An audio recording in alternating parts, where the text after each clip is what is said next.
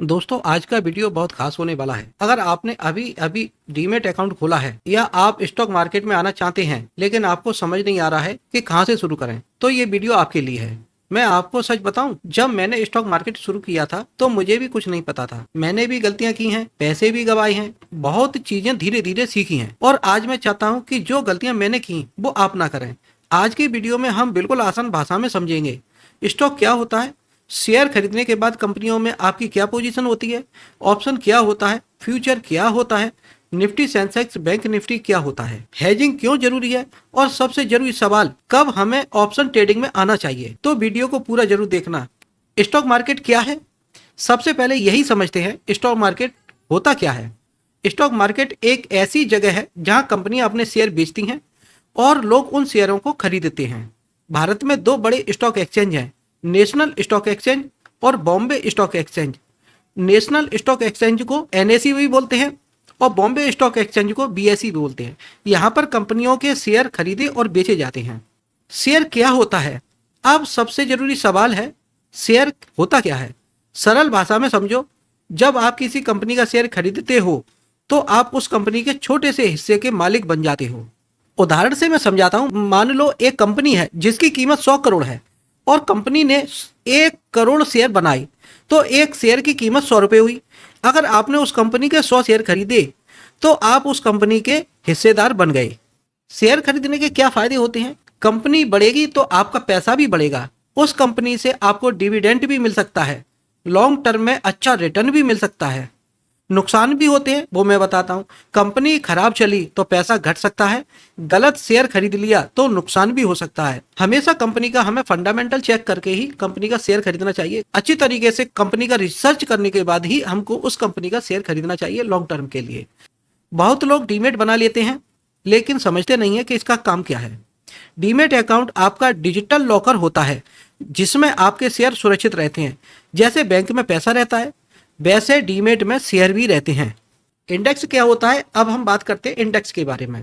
Index market का mood बताते हैं। उदाहरण के लिए निफ्टी, सेंसेक्स, बैंक निफ्टी, ये सभी इंडेक्स अलग अलग कंपनियों का समूह होते हैं। अब हम इनके बारे में और गहराई से समझने की कोशिश करेंगे। हम निफ्टी को ले लेते हैं। निफ्टी में 50 बड़ी कंपनियों का समूह होता है। यह भारत की अलग अलग सेक्टर की टॉप कंपनियां होती हैं, जैसे बैंकिंग, आईटी, ऑटो, एफएमसीजी आदि। भारत की 50 बड़ी कंपनियों का समूह होता है निफ्टी। बैंक निफ्टी में 12 बड़ी बैंकिंग कंपनियों का समूह होता है। इसमें मुख्य रूप से भारत के बड़े प्राइवेट और सरकारी बैंक शामिल होते हैं। इसी तरीके से सेंसेक्स में भी 30 बड़ी कंपनियों का समूह होता है। यह भारत की सबसे मजबूत और पुरानी और बड़ी कंपनियों का प्रतिनिधित्व करता है। आसान उदाहरण में समझो, मान लो एक स्कूल है, 50 टॉप स्टूडेंट निफ्टी हैं, 30 सबसे पुराने टॉप स्टूडेंट सेंसेक्स हैं, 12 बैंक स्टूडेंट हैं जो बैंक निफ्टी के नाम से जाने जाते हैं। इनके रिजल्ट देखकर पता चलता है कि पूरी क्लास कैसी चल रही है। अब बात करते हैं इंडेक्स क्यों बनाए गए, ताकि हमें पता चले मार्केट ऊपर जा रहा है, मार्केट नीचे जा रहा है या मार्केट स्थिर है। अब बात करते हैं फ्यूचर के बारे में। फ्यूचर एक कॉन्ट्रैक्ट होता है, इसमें आप भविष्य की कीमत पर ट्रेड करते हो। मान लो निफ्टी 20,000 पर है, आपको लगता है कि यह बढ़ेगा तो आप फ्यूचर खरीद सकते हो। अगर मार्केट बढ़ा तो फायदा होगा, अगर मार्केट गिरा तो नुकसान होगा। फ्यूचर ट्रेडिंग के फायदे, ज्यादा मुनाफे की संभावना रहती है, इसमें बड़े मूव पकड़ सकते हो आप फ्यूचर में। नुकसान भी होते हैं, जोखिम भी बड़ा होगा इसमें और बड़े नुकसान की संभावना भी इसी में होगी। अब आते हैं सबसे ज्यादा चर्चा वाले विषय पर, ऑप्शन। ऑप्शन क्या होता है, ऑप्शन का मतलब होता है आपको अधिक मिलता है लेकिन मजबूरी नहीं होती। यानी आप चाहो तो सौदा कर सकते हो और अगर नुकसान लग रहा है तो सौदा छोड़ भी सकते हो। मान लो आपको लगता है कि 1 महीने बाद किसी प्लॉट की कीमत बढ़ जाएगी। उस प्लॉट की आज की कीमत है 10 लाख रुपए, लेकिन आपके पास अभी पूरा पैसा नहीं है, तो आप प्लॉट मालिक को बोलते हो मैं आपको 20,000 रुपए देता हूं और 1 महीने बाद अगर मैं चाहूं तो यह प्लॉट 10 लाख में खरीद लूंगा। अब क्या स्थिति होती है 1 महीने बाद, मान लो 1 महीने बाद प्लॉट की कीमत हो गई 12 लाख रुपए। अब आप 10 लाख में खरीद सकते हो, आपको 2 लाख का फायदा हुआ। आपने सिर्फ 20,000 का रिस्क लिया था। अगर प्लॉट की कीमत गिर गई, मान लो प्लॉट की कीमत हो गई 8 लाख, अब आप प्लॉट खरीदना ही छोड़ सकते हो। आपका नुकसान सिर्फ 20,000 ही होगा जो आपने दिया था, पूरा 10 लाख नहीं डूबेगा।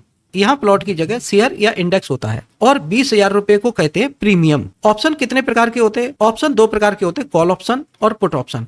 कॉल ऑप्शन जब आपको लगता है कि मार्केट ऊपर जाएगा तब कॉल ऑप्शन खरीदा जाता है।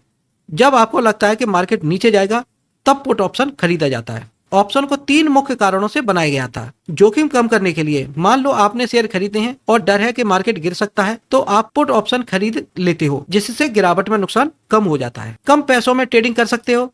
स्टॉक खरीदने में ज्यादा पैसा लगता है, लेकिन ऑप्शन में कम पैसों में ट्रेड हो जाता है। मार्केट ऊपर और नीचे दोनों में कमाई का मौका मिलता है। स्टॉक में आमतौर पर ऊपर जाने पर कमाई होती है, लेकिन ऑप्शन में गिरते मार्केट में भी कमाई हो सकती है। ऑप्शन खतरनाक क्यों होता है?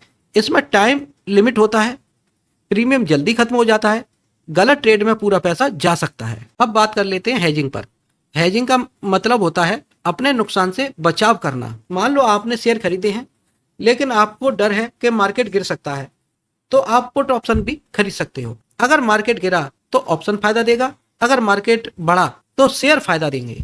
स्टॉक खरीदना कब चाहिए हमको? कंपनी मजबूत हो, कंपनी बिजनेस अच्छा कर रही हो, लॉन्ग टर्म निवेश करने में आपको लग रहा हो कि यहाँ में कुछ फायदा होगा। फ्यूचर हमको कब खरीदना चाहिए? जब आपको ट्रेड समझ आता हो, जब रिस्क संभाल सकते हो आप, जब अनुभव भी काफी अच्छा हो चुका हो। ऑप्शन में कब कदम रखना चाहिए?